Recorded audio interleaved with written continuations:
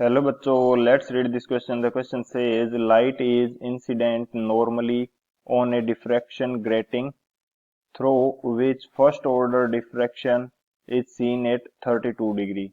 The second order diffraction will be seen at option first 84 degree, option second 48 degree, option third 64 degree and option fourth none of these. तो इस question के अंदर हमें क्या बोला गया है कि यदि लाइट को नॉर्मली इंसिडेंट किया जाता है डिफ्रैक्शन ग्रेटिंग के ऊपर, तो हमें जो फर्स्ट ऑर्डर डिफ्रैक्शन मिलता है वो 32 डिग्री पे मिलता है। तो सेकंड ऑर्डर जो डिफ्रैक्शन है वो कितने डिग्री पे मिलेगा, ये उसकी एंगुलर पोजीशन हमारे पास क्या होगी, ये हमें फाइंड आउट करना है। तो बात करते हैं की कंसेप्ट की।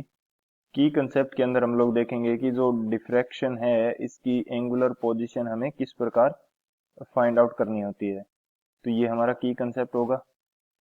की कंसेप्ट के अंदर हम लोग बात करेंगे कि यदि मैं यहाँ पे किसी सिंगल स्लिट से डायफ्रैक्शन करवाता हूँ एंड इसके ऊपर लाइट रे नॉर्मली यदि इंसिडेंट की जाती है, तो इस स्लिट के एज से टकराने के बाद में कुछ बेंड कर जाएगी, कुछ बेंड कर जाएगी एंड ये हमें थीटा एंगल, मान लो कि थीटा एंगल पे बेंड करती है, तो ये थीटा एंगल हमें मिलता है जो ऑर्डर होता है डायफ्रैक्शन का या एंगुलर पोजीशन होती है वो हमें थीटा के रूप में मिलती है। तो इस कंडीशन के अंदर जो हमारे पास रिलेशनशिप होता है थीटा एंड पाथ डिफरेंस के बीच में, ये हमारे पास किस प्रकार से होता है, ये वैल्यू हमारे पास रहती है d sine theta, d sine theta is equal to n lambda. D यहाँ पे क्या है, डी ये हमारे पास विड्थ है स्लिट की, ये है हमारे पास स्लिट विड्थ। एन हमारे पास क्या है, n is the order of diffraction, lambda is the wavelength of light used and theta is the angular position of that diffraction. So ये हमारे पास एक रिलेशनशिप होता है, कोई भी मान लो भी एंगुलर पोजीशन, डायफ्रैक्शन की एंगुलर पोजीशन फाइंड आउट करने के लिए। तो इस रिलेशनशिप से हम लोग फाइंड आउट करेंगे कि जो सेकेंड ऑर्डर का जो डायफ्रैक्शन होगा वो हमें कौन सी एंगुलर पोजीशन पे मिलेगा। सो बात करते हैं बच्चों सॉल्यूशन की। सॉल्यूशन की यदि बात की जाए तो हमें बोला जा रहा है यहाँ पे कि जो फर्स्ट ऑर्डर का डायफ्रैक्शन है ये 32 डिग्री पे मिल रहा है, यानी कि डी साइन 32 डिग्री आ जाएगा फर्स्ट ऑर्डर डायफ्रैक्शन के लिए।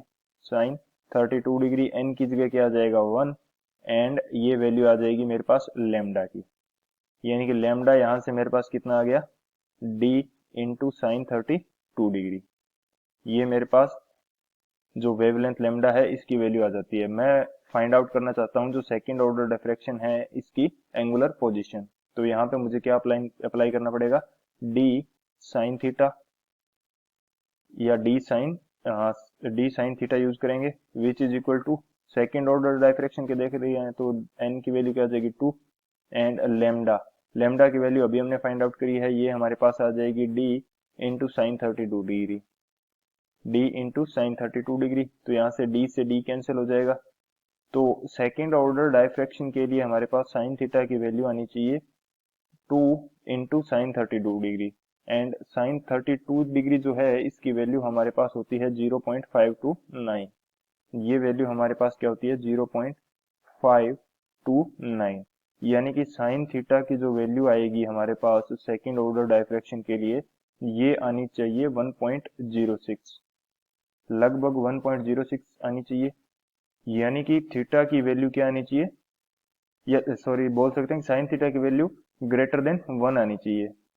साइन थीटा ये आना चाहिए ग्रेटर देन 1 एंड ऐसा हमारे पास पॉसिबल नहीं होता, साइन थीटा की वैल्यू 1 से ज्यादा नहीं होती, मैक्सिमम वैल्यू इसकी रहती है 1। साइन थीटा हमारे पास क्या क्या रह सकता है, साइन थीटा की जो वैल्यू है ये हमारे पास रहती है ग्रेटर देन 0 और लेस देन हमारे पास रहती है 1 या इक्वल टू हो सकती है, ये हमारे पास साइन थीटा की वैल्यू रहती है।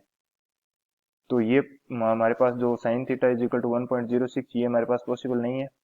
सो हमें क्या मिलेगा, जो सेकंड ऑर्डर का डायफ्रैक्शन है ये नहीं मिल पाएगा। सो ये हमारे पास जो इक्वेशन है ये सेटिस्फाई नहीं हो रही है, सो हमारे को जो सेकंड ऑर्डर का डायफ्रैक्शन है नहीं मिलेगा। So second order diffraction is not possible, second order diffraction is not possible,